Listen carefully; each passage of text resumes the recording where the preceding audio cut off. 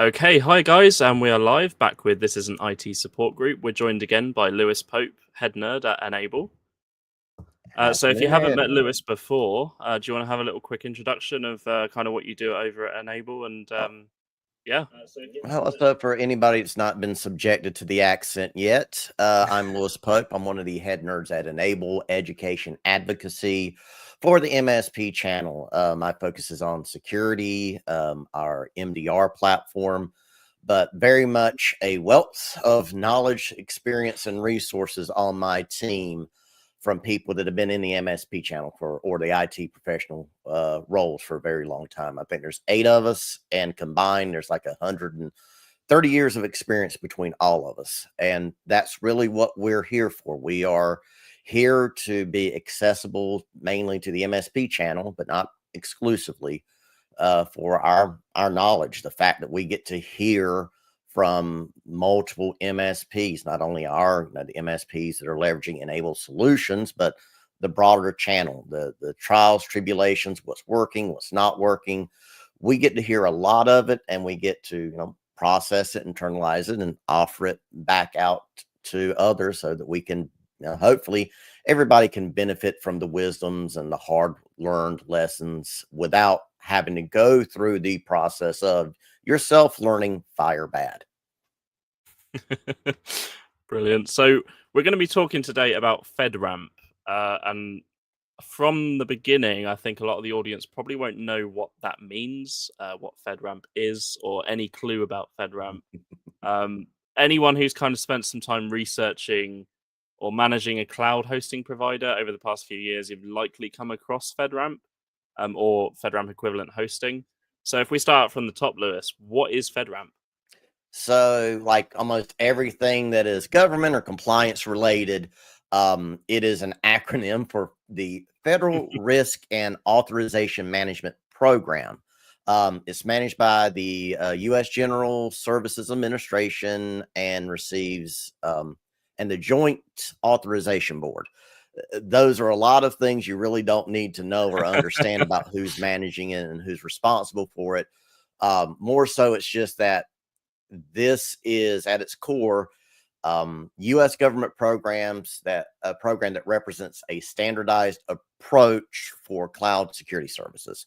If you're going to be a CSP providing services to the U.S. federal government directly, or a prime or a subcontractor, chances are you're going to need FedRAMP authorization that proves you meet these strict security requirements, the documentation, the process and procedures that are being required in order to enter into those types of agreements or provide the support to those federal organizations. Started out in 2011 as a response to the move everything to the cloud bonanza that happened in the late 2000, early 2010s. As more federal agencies were looking, of course, to move more of their workloads into the cloud, there were growing pains, inconsistencies, high implementation cost. Biggest thing was redundancy and misalignment between what different agencies would be asking for. So you would go to one agency, they would have one list of requirements, and you go to another agency, they have a completely different one. And sometimes they were, one would be objectively better than the other, or one would, ask for you to do something that was kind of counter to what was being asked for in another one. So, just getting through those growing pains and saying, no, there has to be a standardized way for us to approach this at scale, because, anybody that's been in the MSP space, one of the things you always get harped on about is scalability. And scalability does not work when everybody has their own individual way of approaching things. And for a lot of MSPs and IT professionals, FedRAMP has been something, it could easily be something that's been overlooked up till now, especially in the earlier days. It was very easy to overlook. But FedRAMP is becoming more of a must-have here in the U.S. for certain types of clients and certain types of contracts. If you're concerned with bidding on federal contracts or CMMC, or you're supporting clients that are kind of in those arenas, you should have, I would think the proper expectation for yourself now would be to have enough knowledge about it and what it is, along with, where it started, where it's going, and when it's needed, so that if nothing else, you can be the person in the room that says, you know what, I know enough about this to say we should be concerned with it. And here's some of the things that we're going to have to start dealing with versus, nope, this does not apply to us. And this would be wasted.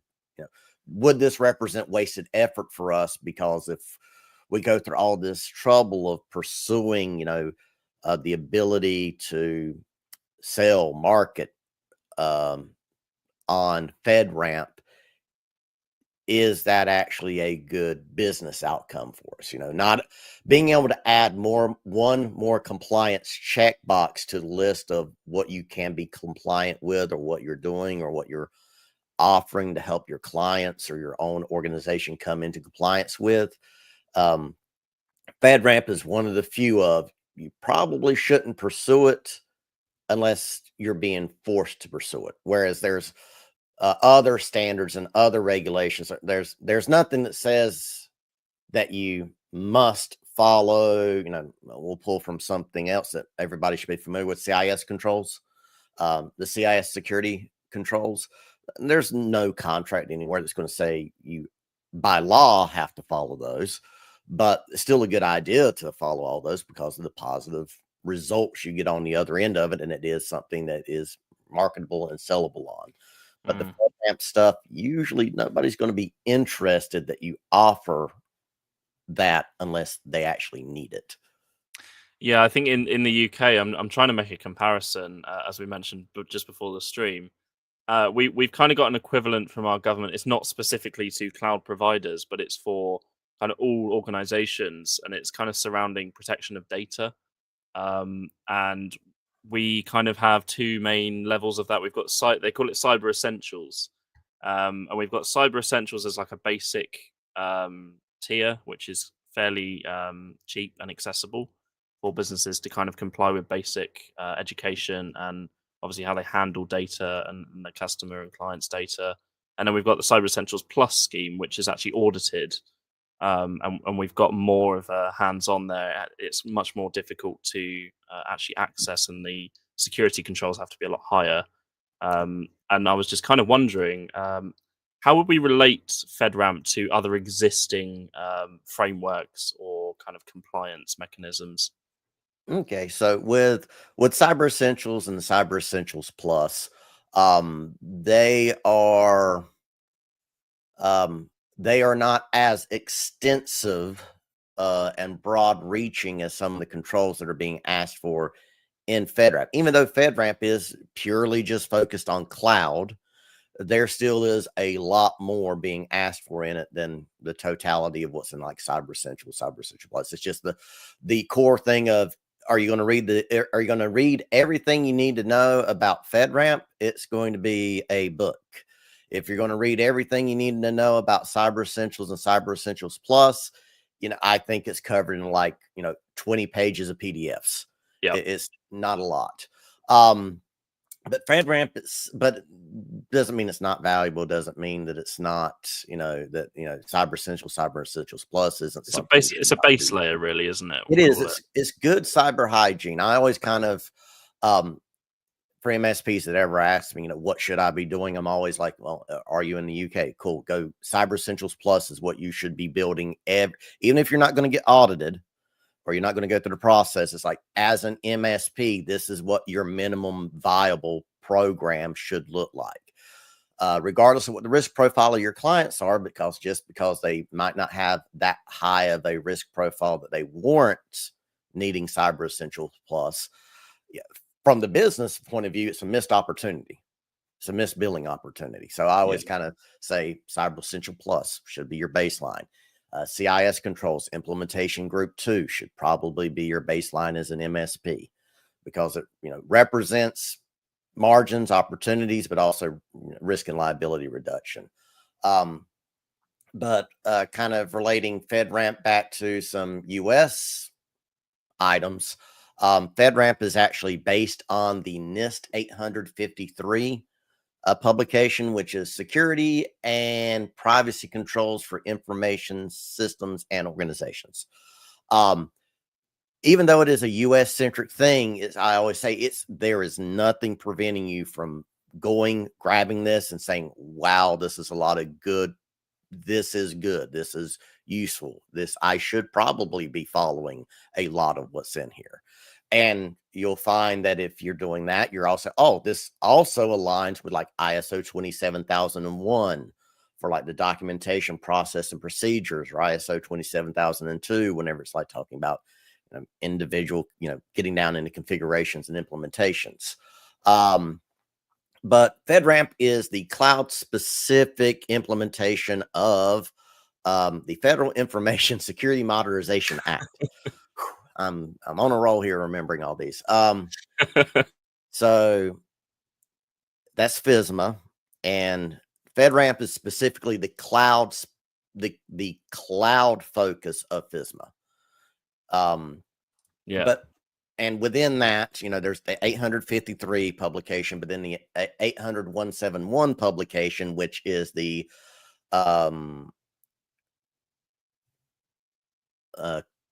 controlled unclassified information in government systems. Like if somebody says, we go, what is this all based on? What's the core knowledge here? It's kind of built off of those two publications. And like most compliance or standards, a big part of the concerns around process procedures and documentation to ensure cyber resiliency is kind of what they're all driving for. I think that's kind of where they all lead, isn't it? Everything leads to hopefully improving organization cyber resilience. And I think especially in the context of cloud, you have the responsibility of other people's data on a mass scale, where a cloud provider could have millions of VMs running at any given time, and they could be all different categories of industry, all different types of data classification. So it would be a book's worth of information trying to get all that right. And I think that's why it's so important. But the following question to that, I guess, is why would our audience today actually be concerned with FedRAMP? And as an IT pro or an MSP that hasn't had to deal with it up to this point, why start now?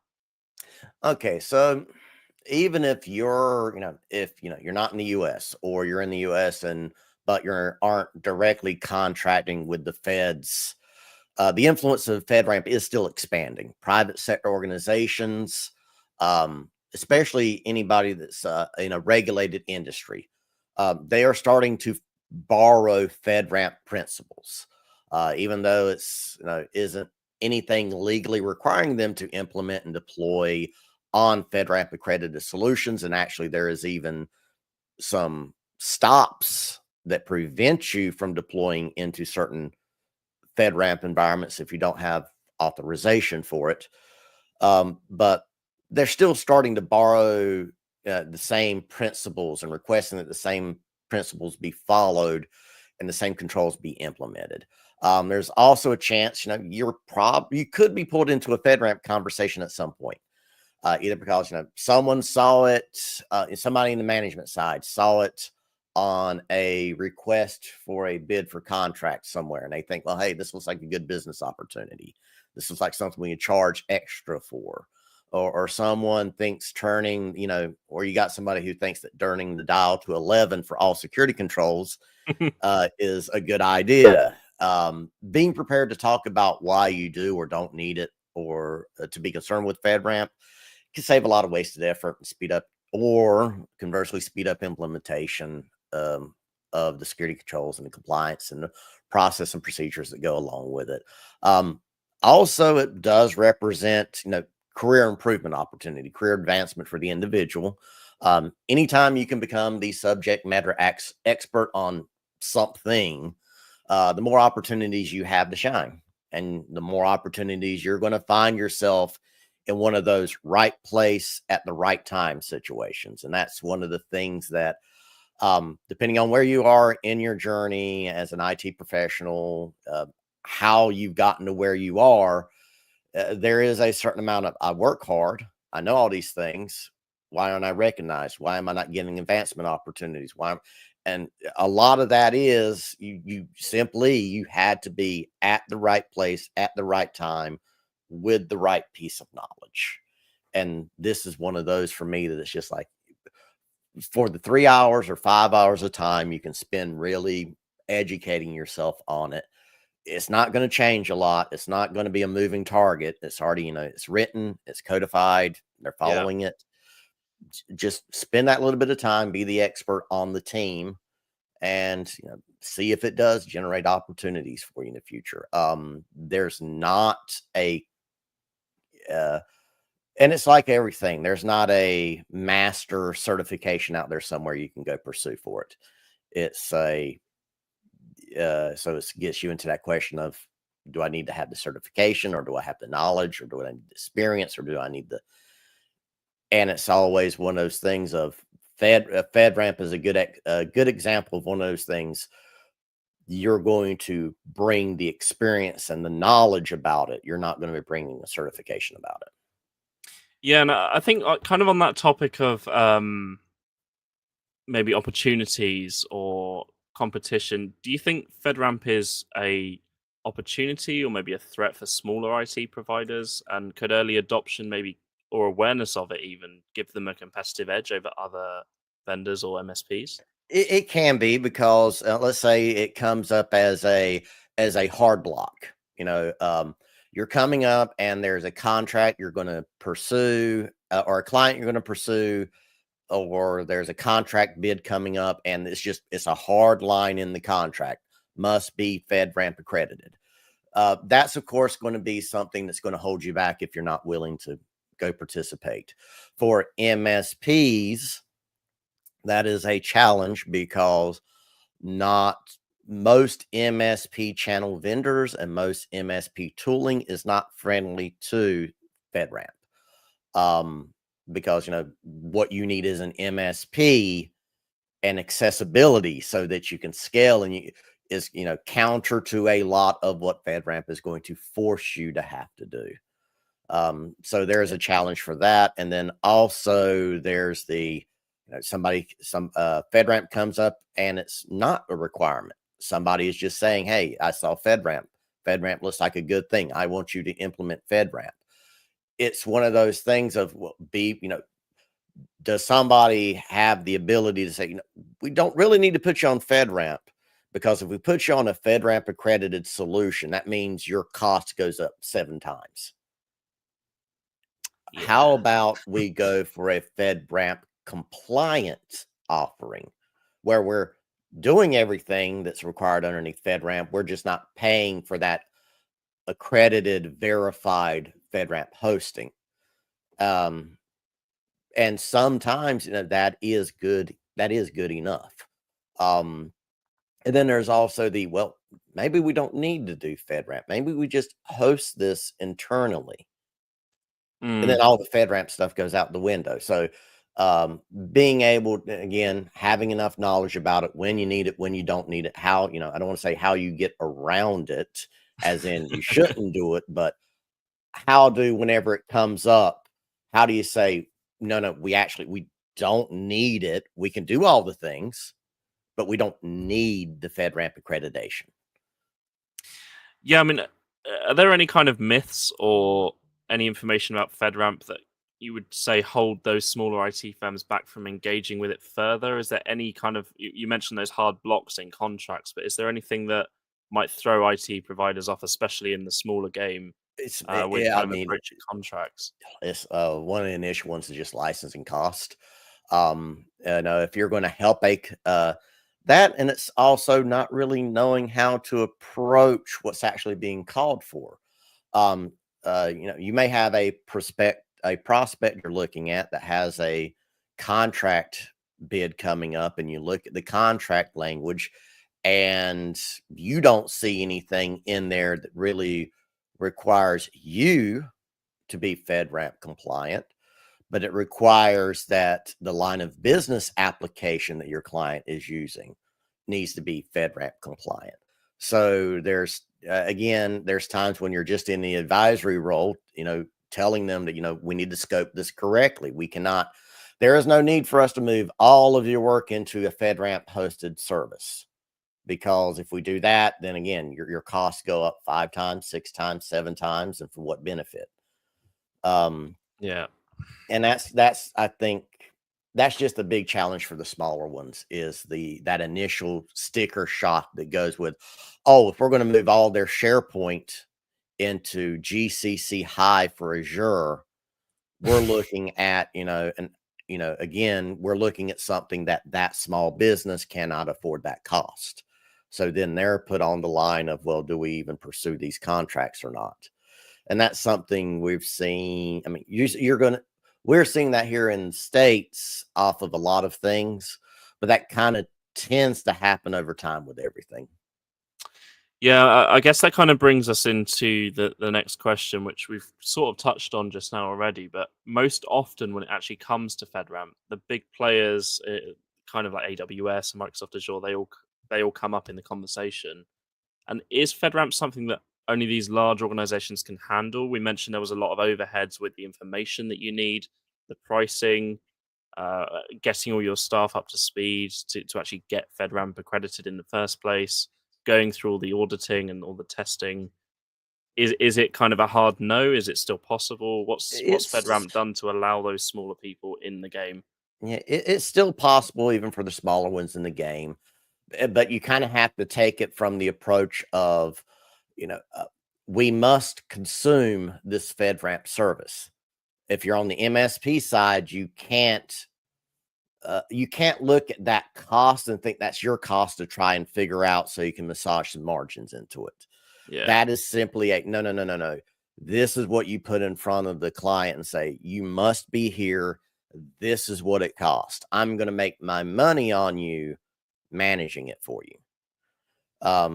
Because it's always hard in that, because again, it costs so much. But and for AWS and Azure, you've got so your hyperscalers, AWS Gov Cloud and Government Community Cloud for Azure. There's high, medium, low impacts for those. You got to properly, scope based on the data that's being processed. Which one does that go into? Some of those are cheaper, some of those are more expensive. But that's whenever you're looking like to move whole workloads into like AWS or something. There is the FedRAMP marketplace that is much better for your niche solution. So earlier I said, FedRAMP probably doesn't apply to everything for a client. It yeah, probably only applies to their line of business application in certain situations, or it may only apply to a certain set of data that's being handled by their architects and engineering teams. And you don't need the full AWS or Azure solution. You need the very specific and niche solution that's been developed and being offered by a smaller vendor somewhere. Um, and those are all available on the FedRAMP marketplace. They make it very easy for you to, just cut through everything of saying, yes, I am a business and I need this specific type of solution. Go to the FedRAMP marketplace and find a vendor that's already been through everything and is listing themselves there. And you can just cut through so much stuff. And for smaller MSPs or even smaller IT shops, that's where I kind of say start there. Go to the so FedRAMP marketplace, find what's in there so you don't have to build yourself. yeah. I guess on that, would you say that smaller orgs can almost like inherit FedRAMP compliance by building on top of platforms like AWS Gov Cloud or Azure, or You can is there a bit more to that? Or So there's always more. There's you can take anything that is a compliant service or solution and use it in a completely non-compliant way. So set up, go buy your licensing and your access for AWS or Azure, just getting Cloud, getting GCC high, and then you can go in there and immediately take it out of compliance by not configuring it correctly. Now, they've got a lot of, security controls, a lot of, watchdog items, and a lot of ways of trying to keep you from doing that. But there's still, you have to be mindful of it. Yes, it can absolutely be a shortcut. You can build FedRAMP compliant offerings and even, build compliance programs without having to, build everything yourself. It's like with anything else. You have to know what the scope truly is and where the demarcation of responsibilities are. If you've never populated a risk responsibility matrix, um, it's a good exercise, but it's absolutely something that goes into something like this. You have to have it. It's not something you can just, yeah, sure, we'll take care of that with if when it happens. It's like, no, it needs to be on paper, whose responsibility it is. Is it in your purview? Is it in your client's purview? If your client does something that modifies or moves data somewhere else, is that your problem? Is that your fault? And those are all things you have to consider with it. I think, yeah, just on that, even if a smaller organization doesn't think about FedRAMP now, is there a risk they'll be shut out of future contracts? Is there anything that they can do now to kind of ready themselves for compliance, as you just mentioned? Doing those kind of risk assessments and that kind of that kind of level of preparation and making sure you're keeping things in order and standardizing things like FedRAMP actually asks you to do in compliance. Yeah. So I think that FedRAMP specifically is largely a um, uh, don't if you're not having to worry about it today already, you're probably not going to have to worry about it tomorrow or in the next 3 to 6 months, maybe even year. But it is definitely something that you could find yourself. Um, really, the easiest way is just look at your client base and what your expected client base is going to look like over the next couple of years. If you're going to stick to retail clients, if you're sticking to, the local lawyer office, the solicitor, the local medical practice, the credit union, you're going to be sticking with restaurant POS systems, and if you're sticking all in kind of that realm, no, FedRAMP is probably not anything you honestly are going to need to be concerned with. But if any of those are potential future clients, existing clients, it's absolutely this could be a barrier for you in the future. If you don't, if you do not have a good talk track and you do not have good process and procedures and a solution to sell around FedRAMP, then you're going to be in a conversation with the prospect one day. FedRAMP's going to come up. You're going to say, I don't know, or no, or we don't, and that's just going to be that's the end of the conversation at that point, because they're trying to find somebody to handle that responsibility and assume some of that risk for them. And if you can't or aren't willing to, then your value is vastly diminished. Yeah, I think just carrying on from that, there's two main key words with a lot of standards. We've got compliance and also accreditation. And in relation to FedRAMP, what is the main differences between those two things for an organization once they're either compliant with it or whether they're actually accredited FedRAMP? Yeah. And being FedRAMP compliant is just a general statement. It's like saying we're HIPAA compliant. Okay, cool. You're HIPAA compliant. That's nice. We're Cyber Essentials compliant. Okay, cool. You're Cyber Essentials compliant. It's just we align with these requirements. Nobody's vetted us on it. Nobody's double checked our homework. It's just we're saying we are following these. And even if you are doing everything by the book through your compliancy, it isn't enough if FedRAMP is explicitly called for. FedRAMP authorized or FedRAMP accredited is an official designation that you get through a third-party assessor under the JAB. So there is a very specific process to go through to receive your accreditation. And success means you receive something called an authorization to operate, And then, that leads you into being able to be listed in the FedRAMP marketplace for this cloud service solution that you may be offering. And it's not easy to become FedRAMP accredited. It's a multi-step process that can take anywhere from 3 months to a year or more. Even after you receive that initial approval, there's continuous monitoring and annual reassessments. So you as an MSP will probably say, we operate in a FedRAMP compliant manner, but our specific service that we may be using or where we're hosting stuff would need to be accredited. Of course, there's the, let's work around it a little bit approach where this applies more for IT pro than MSPs and for internal IT is, well, don't host it on the cloud. Is the simple answer is, move it to an internal solution. And then a lot of the perceived headaches of FedRAMP, they don't disappear. There's still a lot of those things that FedRAMP talks about that you have to be concerned with, but the FedRAMP accreditation item kind of gets a little bit weaker. Yeah, I think it might be quite tempting for smaller IT firms to maybe say that they are FedRAMP compliant without actually having gone through the full formal review and getting accreditation. Is there any kind of risks in saying that in terms of legal or maybe reputational? Yeah, Should you do there's that? it's always reputational damage.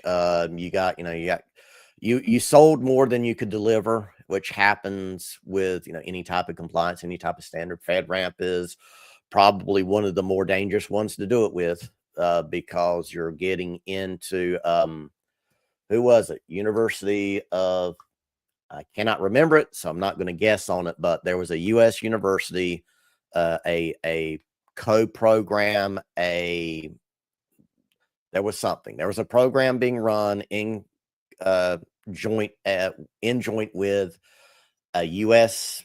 federal entity and a university, and whoever was on the university side was making all kinds of false attestments around process procedures, what was actually being done, things around FedRAMP, and they absolutely got it handed to them. After it came up that, yeah, no, you ain't doing none of what you said you were doing. So there's a potential for you to get smacked a lot harder with this one. So this is one I'm always if you're going to go play in this area, you need to know what you're doing. Key is in the Fed part. You don't really want to mess around with that. Yeah. Okay, so we've talked a little bit about compliance and CMMC before. Is there any overlap between CMMC and FedRAMP? Right. Yeah. So if you're concerned about one, you probably should be concerned about the other. Common knowledge between them both is there's a ton of overlap between them.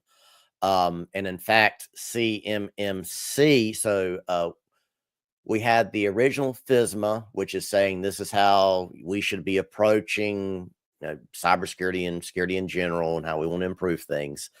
And then FedRAMP was like, okay, and here's the cloud specific portion of that.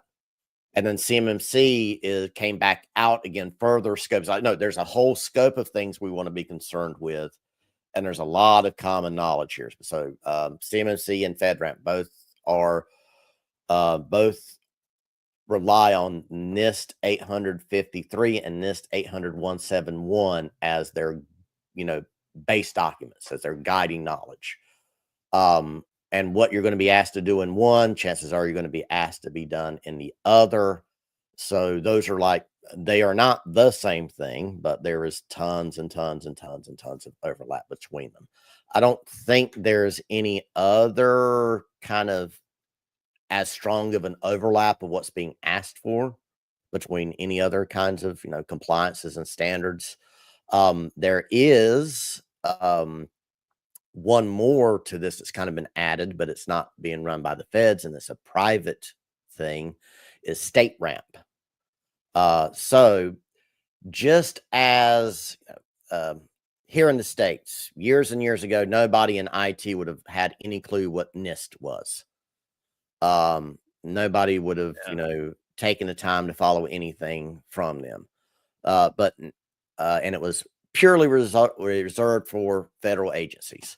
But over the years, it's trickled down. You will now run into contracts with a local municipality, or you may run into a contract with a private business where they say, yes, we want you to follow and implement these, whatever is called for in these NIST publications. We're not going to take the time to figure out what we should be doing. We're just going to rely on the knowledge of those with more resources to tell us what we should be doing. Yeah, I And think. that's Sorry, go going on. to happen more and more. Yeah, I think.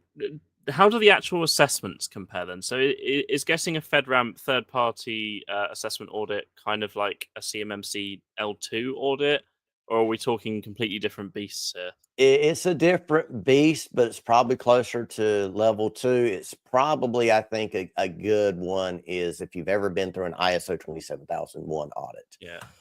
If you've been through that process to receive that certificate, that's probably a little bit closer, but add in a lot more hard documentation on process and procedures around cloud security.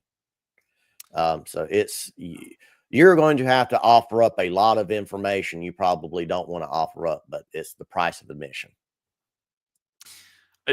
Yeah, I guess so. Regardless of which acronym we put on the table here, would you say that both frameworks are really pushing organizations toward that same kind of zero trust mindset, or is one kind of different to the other? I know obviously FedRAMP is more cloud orientated, but it kind of widens the picture and the scope of both. Yeah, so I wouldn't say zero trust, even though they all, they do have zero trust elements in them and they push for it. It's not a 100% zero trust approach, but it is an awful lot of well-researched and well-documented best practices and guidelines. It's not a lot of I don't want to say personal opinions. It's a bunch of no. Everybody has gotten together and already agreed on consensus that this is what you should be doing is like baseline. Yeah.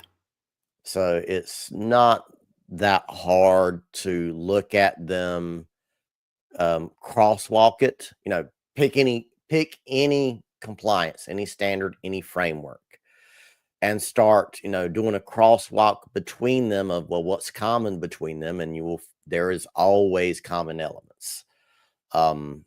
So people that are concerned about, things like compliance in the EU, NIS2, I get a lot of questions around NIS2 sometimes, and I'm like, oh, should I be worried? And my knee-jerk snarky response is, well, if you have been doing everything the way you were supposed to be doing it, then no, you don't have anything to worry about.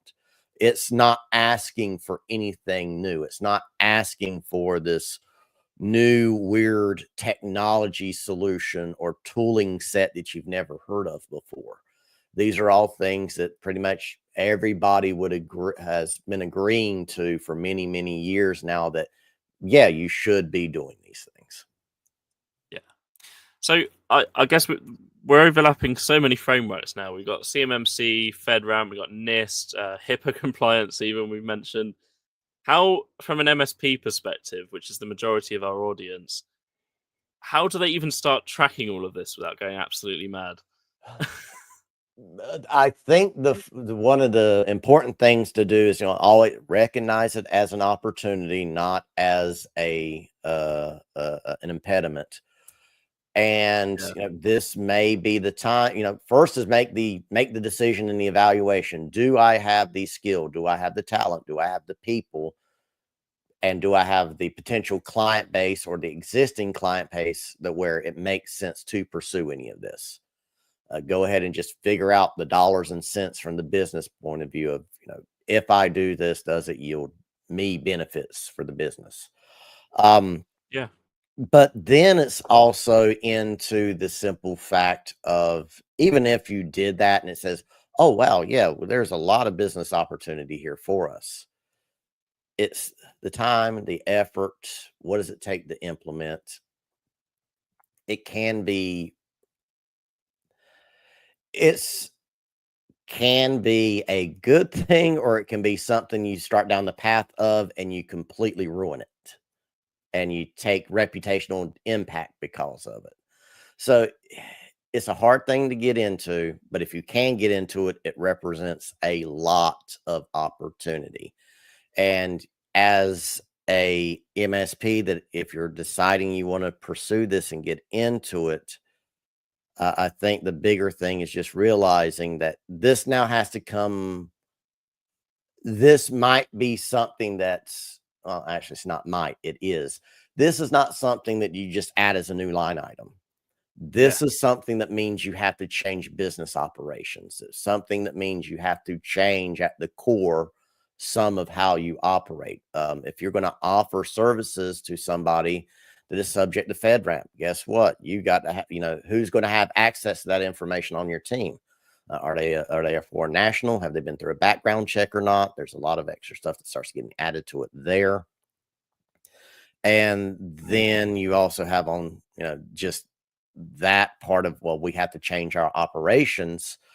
In within that, we have to change the way we operate. It's like, well, have you ever really done compliance or governance? Do you have a GRC program? Do you have a virtual CISO or fractional CISO service? Those are the kinds of larger programs that this would be nested under.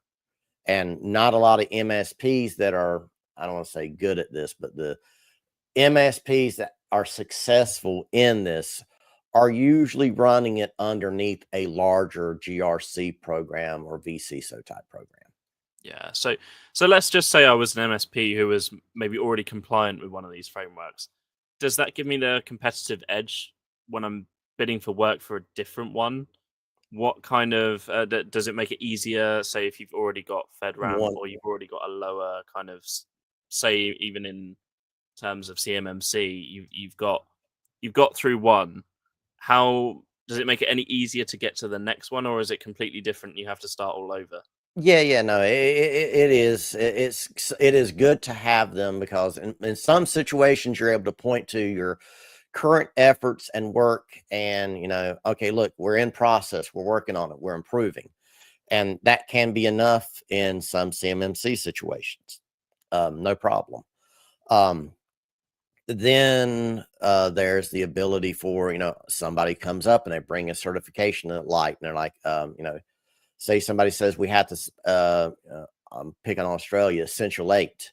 And they say, hey, Essential 8 is what we have to, our guide here. We need you to do this. This is what we need to hit. And you could absolutely go that and say, well, but we're following CIS controls, which is this and more. So there's an opportunity.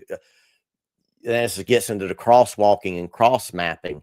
What you're doing under one compliance framework or security framework maps out to the other ones. You need to have a good and compelling story about how you implement and how you work and how you have things done and what you can help your clients achieve. Can sometimes be above and beyond what they actually need, according to about reading it line by line. But for you as an MSP, if you only follow the minimum recommendations, what are you missing out on? Is that additional margin and revenue generation? Could how much larger is your client's risk profile and their threat model against you by putting them on the lower, set of demands, and just say, well, you know what, you have to be, again, we use Cyber Essentials. You have to be Cyber Essentials, but Cyber Essentials Plus, and well, not necessarily voluntary, but we'll just say that you don't, a business doesn't have to do it. As an MSP, you are better Yeah. served probably by getting them to move towards Essentials Plus. The same thing kind of happens over in FedRAMP. It's the once somebody says we need to have this, then it's probably an indicator that, well, no, we can just only focus on that, but our governance, risk, and compliance program has that as just a small subsection, and we're tackling all of these other things too. Yeah. So would you say that frameworks like GovRAMP, previously known as StateRAMP, I believe, would Mhm. that actually help bridge the gap for orgs not quite ready for FedRAMP or CMMC, or does it just add to the kind of alphabet soup of It would acronyms? add to the, yeah, so that one would add to the alphabet soup. It would probably, it would, so like from an operations standpoint, it would absolutely positively be a benefit to your organization to say, yeah, we're going to start with state ramp if we wanted to do it. Because that's what your local municipalities and other state contracts you might be bidding on, it's starting to show up. Absolutely, go pursue it, implement it. Um, is that all going to be completely in alignment with FedRAMP? Not 100%, but a lot of redundancy, a lot of overlap. Um, and it would be, again, it's kind of one of those things of don't go in thinking you're going to build individual programs for each compliance is what trips up a lot of MSPs in the beginning whenever they first started. It's like, no, you're building a compliance program, and all of these different acronym soup standards and compliances are just, you know, pick the ones you can hit most of the targets in one go with, and that's where you start and you build out from there.